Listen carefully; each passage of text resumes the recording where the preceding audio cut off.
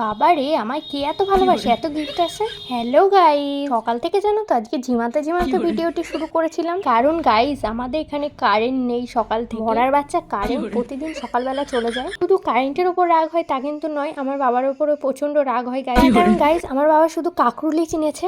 বাজার করতে গেলেই আমার বাবাকে মনে কাকরুলগুলো হাতছানি দিয়ে ডাকে যে আয় আয় আমাকে নিয়ে যা, লেংরো ভেংরো যা কাকরুল কদিন ধরে পাচ্ছে সব কিন্তু নিয়ে আসছে। ব্যাটা জানো আবার কি বলে, প্যাকেটের দাম নাকি 200 টাকা ছাড়িয়ে গেছে। তেল কম দিয়ে রান্না করবি। তোমরাই বলো, প্রতিদিন যদি কাকরোল ভাজা রান্না করি তাহলে কি আর তেল বাঁচে? তোমরাও যেন বাঁচবে না, কিন্তু এই ব্যাটারি কে বোঝাবে বলো? যে রান্না করবে তার নাকি সব দোষ গাইস। তেল যদি চুমুর দিয়ে খাওয়া যেত তাহলে আমারই সব দোষ পড়তো গাইস। তাহলে বলতো আমি নাকি সব তেল খেয়ে নিয়েছি। আমি জানো তো অনেক চেষ্টা করি তেল কম দিয়ে রান্না করার, কিন্তু কিছুতেই পারি না। তেল দেওয়ার পর কড়াইয়ের দিকে তাকালে মনে হয় আর একটুখানি তেল লাগবে, কিন্তু সবকিছু বাঁচিয়ে করার চেষ্টা করি। এই যেমন দেখো পোস্তের দাম বেড়েছে বলে আমি পোস্তের সঙ্গে কিন্তু অল্প একটু চিনি মিশিয়েও কিন্তু রান্না করি। তো আমার বাবাকে তুমি বোঝাতে পারবে না কিছুতেই।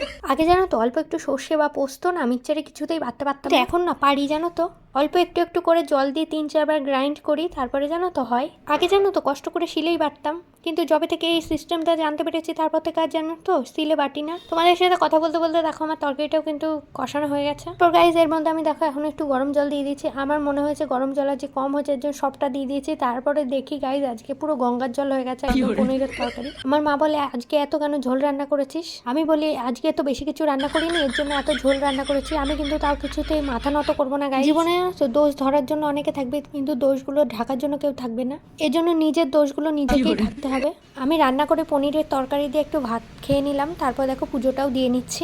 এই যে পার্সেলটা আমার একটা বৌদির, তাই আমি খুলতে পারবো না, কিছু মনে করো না গাইস। চলো টাটা।